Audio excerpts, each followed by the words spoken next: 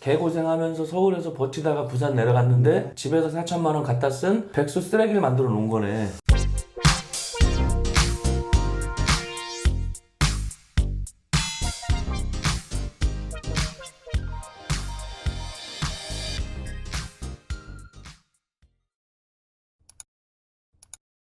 세상의 모든 직업을 소개하는 그날까지. 안녕하세요 헌터스 여러분, 헤드헌터 은지영입니다. 오늘은 넘버블 퍼포먼스 배우 이로봇님을 모셨습니다. 닉네임이 이로봇인 거 보니까 성은 이신 것 같고, 로봇을 갖다 붙인 이유가 뭐예요? 로봇 좀 좋아하다 보니까 이 로봇으로 했습니다. 보니까 가면도 쓰고 하시던데. 아, 예, 용접 그쵸? 마스크. 철물점에 2만 원대로. 여기다가 자료 화면 하나 넣어드릴게요.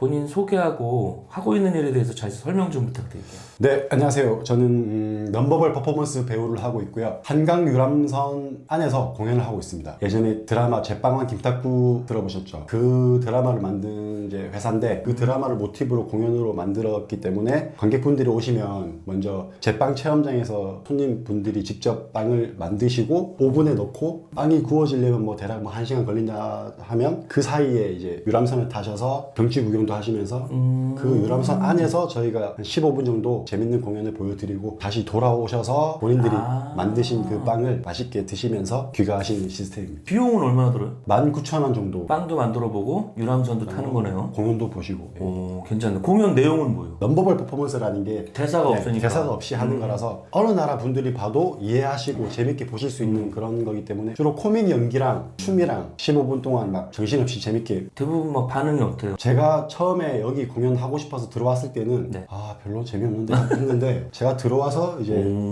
딱 야, 이로버님이 다 죽어가는 팀을 살렸네. 방송이니까 이렇게 과정에서 동료분들 양해 부탁드리겠습니다. 제빵왕 김탁구를 만든 소속사에서 운영하는 공연팀에 있는 건데, 네. 이 직업 하기 전에 하셨던 직업이나 아르바이트 없어요? 예술계통의 모든 분들이 다 마찬가지시겠지만 하나의 직장에서 쭉 하는 게 아니고 계약직으로 계속 이 공연 했다가 저 공연 했다가 일 없으면 그냥 손가락 빠는 거고. 수입이 뭐 만족이 안 되시는 분들은 일을 하면서도 아르바이트를 하시거나 동시에? 하기 때문에 아르바이트는 이제 뭐 거의 뭐 안 해본 게 없고 네. 부산에서 작은 댄스 학원 강사를 시작으로 해서 서울에 올라와서 댄스 뮤지컬, 그림 공연, TV CF 딱 한 번, 잡코리아 광고인데 각자 합격 보고 기뻐하는 그런 장면인데, 공부해서 이제 시험을 보고 편의점 알바를 하고 있다가 그거 이제 확인을 하고 울먹이는 그런 건데 어색해. 그건 또 어디서 알고 갔어요? 필름 메이커스라고 그 배우들 구인 광고하는 그런 사이트가 있어가지고 거기 보고 가장 기억에 남는 거 없어요? 바이럴 광고 찍은 것 중에 탈모 광고 6개를 찍었습니다. 흑채, 먹는 알약, 한의원 비수술 치료 등등. 국내 탈모 광고 기록 보유자네. 넘버블 퍼포먼스 배우가 된 이유가 있을 거 아니에요, 계기가. 고등학교 때부터 꿈이 영어 선생님이었어요. 그래서 외국어 고등학교를 갔는데 예. 쉬는 시간 끝나고 수업 시간에 딱 이렇게 앉았는데 제 앞에 뒤에 있는 애들이 춤 얘기를 하는 거예요. 그래서 아, 그거 뭐야? 어디서 하는 건데? 나도 갈래 해가지고 춤 서클을 하게 됐는데 춤이 너무 재밌어가지고 고등학교 1학년, 2학년 활동을 하게 되면 3학년 때는 안 하거든요. 근데 저는 했죠. 3학년인데도? 3학년 때도 공부 포기했으니까 그냥 막 했네. 아 그때까지는 포기 안 했어요. 고3 때 막 일본어 자격증도 따고 멋있다. 그러니까 공부하고 댄스를 병행했네. 네, 무대 맛이라고 해야 되나? 한 번, 두 번 서본 사람들은 중독이 된단 말이에요. 고3 때도 유일하게 저만 이제 무대에 서고 막 춤추고 해가지고 그러다 보니까 이제 대학교를 갔는데 춤을 안 춰야겠다. 부모님이 기대하시는 게 있는데 꿈이 있고 근데 영문과 간 거야? 약간 낮은 대학교 영문과 갈 수 있었는데 최소한 그래도 부산에서 뭐 3등 안에 드는 학교는 가야겠다. 그래서 동아대학교를 들어가서 전과를 하면 되겠다. 전과하면 되지. 네, 그래서 인문학부로 들어갔는데 춤동아리를 저도 모르게 어느새 가입해서 활동을 하는데 연습실에서 연습하는 것과 무대에서 공연하는 거 너무 행복했어요. 이 행복을 놓치기가 싫어서 군대도 계속 미루다가 어쩔 수 없이 이제 25살에 군대를 갔다 오게 되고 늦게 갔네. 부산에서 태어나서 30년을 부산 토박이로 살았었거든요. 부산. 근데 이제 서울로 올라오게 된 계기가 그때 당시에는 다음 카페라든지 싸이월드가 되게 싸이월드 많이 했지. 보통 댄서분들이 자기 춤을 이제 모니터링 하기 위해서 이제 영상을 찍고 자기 홈페이지에 뭐 그렇지. 올리거나 자기 홍보를 하기도 하고 그런데 저는 이제 좀 다른 분들 약간 다른 점이 춤 영상을 찍어도 그 영상에다가 개그 코드를 넣어요. 춤도 어느 정도 추는데 웃기기도 하니까 사람들이 막 좋아해 주시는 거예요. 춤이 춤만 잘 추는 사람 우리나라 너무 많잖아. 거기에 개그 코드가 가미됐다. 그럼 또 더 멋있지. 탑 클래스 댄서들의 영상만큼이나 조회수라든지 댓글들이 반응이 좋다 보니까 오. 나의 끼를 이렇게 부산에서 섞일 수 없다. 오. 그때 당시에 부산에서는 이제 서울보다는 공연 문화적으로 아무래도 인프라가 차이가 좀 모든 게 이제 컸거든요. 서울 쪽에 몰려 있으니까. 엄청 잘한다. 그럼 서울로 갔어요. 서울에 무슨 연고가 있어서 올라간 거 아니면 뭐 그냥 가방 하나 메고 온 거예요? 그냥 아무 연구 없이 서울로 혼자 올라오게 된 거고. 대단하네. 좋게 보면 대단한 거고 나쁘게 보면 철없다, 불효자다 이렇게 되는 거죠. 장남이에요, 막내예요? 막내요. 막내가 외고 나오고 그래도 부산에서 3대 대학교를 갔는데 춤에 미쳐가지고 서울로 무작정 가버렸다니까 얼마나 슬프겠어. 내놓은 자식이에요? 뭐 어떻게 된 거예요? 그때 한 30살까지는 춤에 빠져 있어가지고 공연하는 거 좋아하니까 그냥 재능 기부로 그냥 공짜로 공연해주기도 하고 몸은 바쁜데 돈은 못 버는 그런 게 계속 되다 보니까 부모님이 당연히 안 좋아하시죠. 그렇지. 반대하시고 계속 반대하시고 하셨는데 처음에 서울 올라왔을 때는 세계적으로 비보이라면 모를 수가 없는 우리나라가 원탑이죠. 유명한 팀에 이제 들어가게 됐어요. 들어갔는데 제가 거기 들어가기 전부터 소문은 있었어요. 그 팀이 돈을 잘 안 준다. 왜 그러냐 아이들이. 그래서 세계적으로 유명한 팀인데 설마 돈을 안 주겠어? 그래가지고 들어갔죠. 어머니께 전화를 또 드렸죠. 엄마 나 이 유명한 팀에 들어왔어. 이제 걱정 안 하셔도 된다고 그랬는데 물론 그 팀 입장에서도 이해는 돼요. 왜냐면 어떻게 보면 수습 기간이잖아요. 들어오자마자 뭐 돈을 막 줄 수는 없잖아요. 제가 무슨 모아놓은 돈이 있는 것도 아니고. 집이 뭐 서울도 아니고.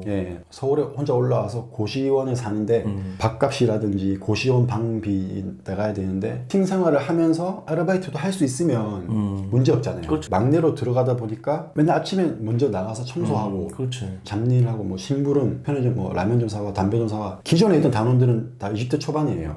저는 30살이고 제가 알기로는 그 팀만 유일하게 선배 단원들한테 존댓말을 써야 돼요. 어려도? 예. 뭐 그런 게 다 있어요 요즘. 안녕하세요. 꼰대들 같냐 하는 게. 그 선배 단원들이 저한테 반말하면 그건 좀 아니죠. 서로 존댓말 하니까. 서로 존대를. 그 팀의 이제 연습이 일주일에 4-5번 정도 되는데 불규칙적이에요. 언제 연습하는지 알 수가 없어요. 고정적인 아르바이트를 하기에는 시간이 아침 10시부터 밤 10시까지 연습을 하는데 제가 만약 일을 하려면 밤에 해야 되는데 체력적으로 또 잠도 자야 되고 총 4개월을 버텼는데 한 달에 5-6만 원 정도씩 받았어요. 근데 매달 나가는 반값이나 생활비 이런 게 이제 30살의 나이에 부모님께 손을 벌린다는 게 고시원 방에서 혼자 막 울기도 하고 4개월 동안 버티다가 얘기를 했죠. 지금 생각하면 좀 쪽팔리는데 그때 당시에 이제 젊은 애들 앞에서 이제 못하겠다고 얘기를 하는데 울었어요. 막내 동생만한 애들 앞에서 울면서 그만둔다고 할 때 또 이유까지 얘기하려면 너무 비참했겠다.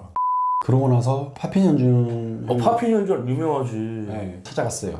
연습생을 또 하게 됐는데 이틀 하다 보니까 마찬가지인 거예요. 그분들이 잘못된 게 아니고 연습생이라는 것은 아침 일찍 가서 저녁 늦게까지 뭐 잡일을 한다거나 청소하고 뭐 수업할 때 뭐 도와드리고 이런 걸 해드리는 대신에 유명하신 그 분들이랑 같이 연습을 할 수 있고 춤을 무료로 배울 수가 있고 오랫동안 연습하면서 맞추게 되면 공연도 같이 할 수 있는 거고 타당한 시스템이에요. 그 당시에 저는 이제 당장 지금 생활에 돈이 없다 보니 모아놓은 돈이 좀 있었다면 많이 배우고 성장해서 같이 공연도 다니고 했었으면 문제 없는데 그 당시까지 모아놓은 돈이 없다 보니까 부모님께 손 계속 벌리기도 죄송스럽고 해서 다시 부산으로 내려왔어요. 그 당시가 제 인생 중에 가장 암흑기였어요. 딱 생각난 게 KBS 안녕하세요가 되게 인기가 좋았었거든요. 여기에 사연 신청을 해보자. 그 TV 공중파에 제가 나가서 끼를 보여드리면 어디서든 저를 불러주시지 않을까 그런 마음에 신청을 했어요. 형수님인 척 글을 썼어요. 안녕하세요. 저희 도련님이 있는데 30살인데 정신 못 차리고 아이고. 춤에 빠져서 이렇게 사연을 보냈어요. 형수님은 모르고? 네. 완전 사기쳤네. 그래가지고 한 뭐 하루 이틀 뒤에 전화가 왔어요. KBS 안녕하세요 작가인데요. 왜 안녕하세요 이렇게 하는데 그 글을 혹시 본인이 쓰셨죠? 그래서 얘라 그러면 어떻게 형수님 썼다 그래야지. 거짓말 잘 못해요. 글은 사기를 쳐놓고서 당신이 쓰셨죠? 그랬더니 네 그랬어? 그랬더니 소재는 괜찮은데 방송에 나가기에는 약하다? 사연이 약하다. 걔네들 약간 양념을 엄청 치거든. 방송에 나오려면 과장을 해야 된다. 그래서 저는 그 당시에 뭐 지푸라기라도 잡고 싶은 심정이었으니까 과장하셔도 됩니다. 좋습니다. 그래가지고 방송 날이 딱 됐는데 일단 소개 멘트부터가 10년 동안 직업 없이 춤에 빠져서 집에서 4천만 원의 지원을 받은 도련님 이렇게 아르바이트도 하고 고시원 살고 개고생하면서 서울에서 버티다가 부산 내려갔는데 집에서 4천만 원 갖다 쓴 같은 백수 쓰레기를 만들어 놓은 거네. 녹화할 때는 분위기가 좋았어요. 그러니까 뭐 이런저런 얘기하다가 그러면 뭐 끼를 보여주세요, 춤을 보여주세요. 트로트 음악에 춤추면서 뭐 팝핀하고 프리즈하고 막 악마의 편집을 하거든. 녹화할 때 그때 분위기만 생각하고 주변 사람들한테 다 연락했어요. 야, 너 몇 월 며칠에 방송 나와. 나 재밌게 녹화 잘했어. 봐. 방송이 쓰레기로 나온 거예요. 댓글들을 보니까 전 국민이 저한테 악플을 다는데 많이 역적이 된 거네.